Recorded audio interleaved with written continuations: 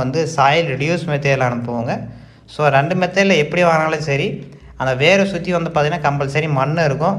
அதுக்கப்புறம் பார்த்திங்கன்னா கொஞ்சமாக வந்து அந்த பாட் மிக்ஸ் வந்து எடுத்து வந்து போட்டுட்டு அளவு வந்து பார்த்துடுங்க ஆல்ரெடி. ஸோ இப்போ வந்துட்டு கரெக்டாக வந்து நம்ம ஃபிக்ஸ் பண்ணிடணும். இந்த மாதிரி வந்து பார்த்திங்கன்னா பர்ஃபெக்டாக வந்து வச்சிடணும். பர்ஃபெக்டாக வச்சுட்டு கொஞ்சமாக மண் வந்து பார்த்திங்கன்னா கையில் வந்து அள்ளி போடுங்க. ஃபஸ்ட்டு ஒரு 2 தடவை இல்லை 3 தடவை வந்து பார்த்திங்கன்னா கையில் வந்து அள்ளி போடுங்க. அப்படி இல்லை உங்கள்கிட்ட ஏதாவது டூல் இருந்துச்சுன்னா அதில் கூட வந்து அள்ளி போடலாம். அப்படி அள்ளி போட்டுட்டு அதுக்கப்புறம் நிறையா மண் போட வேண்டிய சுச்சுவேஷன் வரும். அப்போ வந்து உங்கள்கிட்ட என்ன டூல் இருக்கோ அதை யூஸ் பண்ணி நீங்கள் வந்து தாராளமாக ஃபுல்ஃபில் பண்ணிக்கலாம். கொஞ்சம் பொறுமையாக தான் பண்ணணும். இந்த ப்ராசஸ்லாம் மொத்தமாக வந்து நம்மளுடைய அவசரம்லாம் படக்கூடாது. ஏன்னா நம்ம பிளான்ட் வந்து பார்த்திங்கன்னா எப்படி வந்து நடவு பண்ணுறாங்களோ அதை பொறுத்து தான் அதனுடைய வளர்ச்சி இருக்கும். ஸோ அதில் வந்து கொஞ்சம் பொறுமை வந்து நமக்கு வேணும். இந்த மண்ணெல்லாம் ஃபில் பண்ணிட்டு நம்ம வந்து பார்த்திங்கன்னா கடைசியாக வந்து நல்லா ஷேக் பண்ணி ஒரு டைம் வந்து பார்த்திங்கன்னா தூக்கி வந்து ப்ரெஸ் பண்ணி வைக்கணும். அது மாதிரி எதுக்காக பண்ணுறாங்கன்னா, அந்த கேப் வந்து அதிகமாக இருந்துச்சுன்னா அந்த கேப்பில் வந்து பார்த்திங்கன்னா மண் இன்னும் கொஞ்சம் டவுன் ஆகும். ஸோ இன்னும் கொஞ்சம் நம்ம வந்து மண் போகிற சுச்சுவேஷன் வரும். அதுக்காக அந்த மாதிரி வந்து கம்பல்சரி பண்ணுங்கள். கொஞ்சம் பொறுமையாக பண்ணுங்கள்.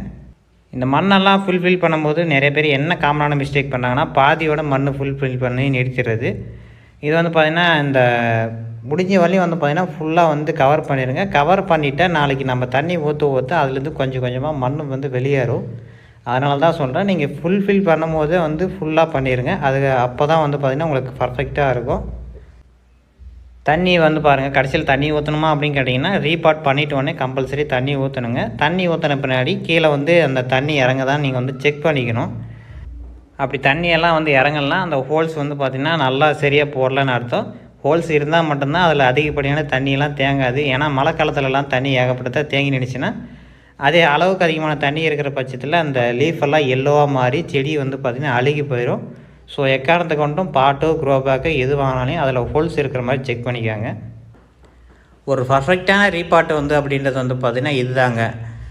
நான் வந்து 100% வந்து பார்த்திங்கன்னா ஷூராக சொல்கிறேன். இப்படி ப்ராப்பராக நீங்கள் வந்து எந்த ஒரு பிளான்ட் வந்து ரீபாட் பண்ணி வச்சாலையும் அதில் ஃபெயிலியர் அப்படின்ற வார்த்தையே வராது. மேக்ஸிமம் எல்லா பிளான்ட்டும் வந்து மேக்ஸிமம் டெட் ஆகிறதுக்கான காரணம் என்னென்னு பார்த்தீங்கன்னா, நம்ம ரீபாட் சரியாக பண்ணியிருக்க மாட்டோங்க.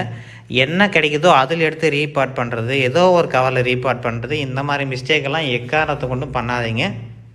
ஒரு செடி வளர்றதுனா அதுக்கு சரியான நியூட்ரிஷன் வந்து அதுக்கு போய் சேரணும்.